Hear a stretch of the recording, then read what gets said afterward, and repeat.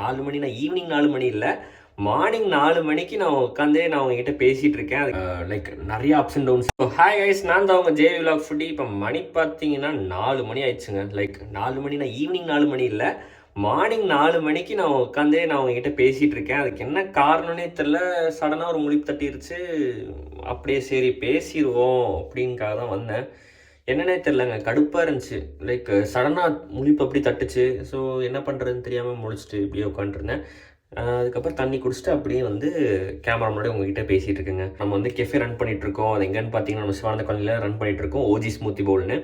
So நிறைய பேர் வந்து என்னடா கெஃபே ஓப்பன் பண்ணியிருக்கேன், என்னடா இன்ஃபார்மே பண்ணல அப்படிங்கிற மாதிரி நிறைய பேர் சொல்லிகிட்டே இருந்தாங்க.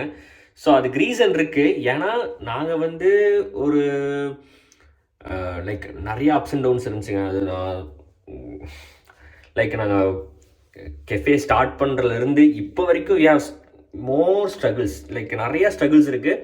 ஸோ அது எங்களுக்கு எப்படி சொல்கிறேன்னே தெரில.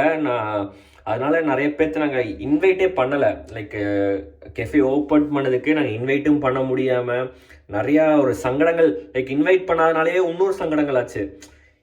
எங்களுக்கு ஒரு பக்கம் சங்கடம், அதுக்கப்புறம் அவங்களும் கூப்பிட முடியாமல் அவங்களுக்கு ஒரு சங்கடமாகி, அதுக்கப்புறம் அது கேட்டு நான் இன்னும் சங்கடமாகி ஒரே சங்கடம் சோதனைகளாகவே இருந்துச்சு. ஸோ அதுக்கப்புறம் என்ன பண்ணுறது அப்படின்னு யோசிக்கும் போது நான் வேறு என்ன பண்ணுறது, நம்ம எல்லாம் தெரிஞ்சவங்கனால வந்து மச்சான் தப்பாக நினச்சிக்காதரா, அது நிறைய ரீசன்னால என்னால் நிறைய பேர்த்து இன்வைட் பண்ண முடியல, முக்கியமாக உடனே இன்வைட் பண்ண முடியல அப்படின்லாம் சொல்லி அவங்கள புரிய வைக்க ட்ரை பண்ணோம். பட் ஆனால் நிறைய பேர் அதை அக்செப்டும் பண்ணல, நிறைய பேர் அக்செப்ட் பண்ணிட்டாங்க. விடுமச்சா பார்த்துக்கலாம் அப்படிங்கிற மாதிரி சொல்லிட்டாங்க. பார்த்துக்கலாம், அது ஒன்றும் பிரச்சனை இல்லைங்க. நிறைய பேர்த்த மறுபடியும் நான் இன்வைட் பண்ணியிருக்கேன், கண்டிப்பாக வாங்கன்னு நானும் சொல்லியிருக்கேன். ஆனால் சில பேர் வந்து அவாய்ட் பண்ணுறாங்க, அது ஏன்னு தெரில. சிச்சுவேஷன் புரியாதவங்கக்கிட்ட போய் நம்ம இடத்த பேசுகிறது அப்படின்னு நினச்சி நானும் விட்டுட்டேன். அதுக்கப்புறம் ஒரே ஒரு ஃப்ரெண்டு மட்டும் பார்த்தீங்கன்னா இந்த ஸ்ட்ரகிள் நடக்கும்போது மட்டும் என் கூட இருந்தான். ஸோ வந்து பார்த்தீங்கன்னா என்னோடய ஸ்டார்டிங் வீடியோவிலேருந்தே அவன் ட்ராவல் பண்ணி வந்துட்டுருக்கான் என் கூட.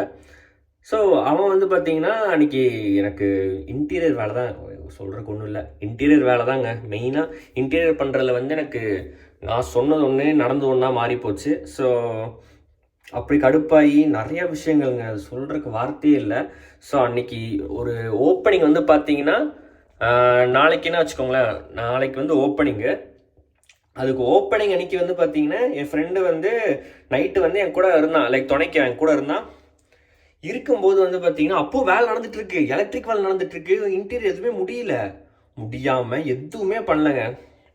அடுத்த நாள் ஓப்பனிங்கு அன்றைக்கி உட்காந்து நாங்கள் வந்து ஒயரிங் வேலை பார்த்துட்டு இருந்தோம். மேலே பேனல் லைட்டு எல்லாத்துக்கும் எந்த வேலையுமே முடியலைங்க லிட்டரலி.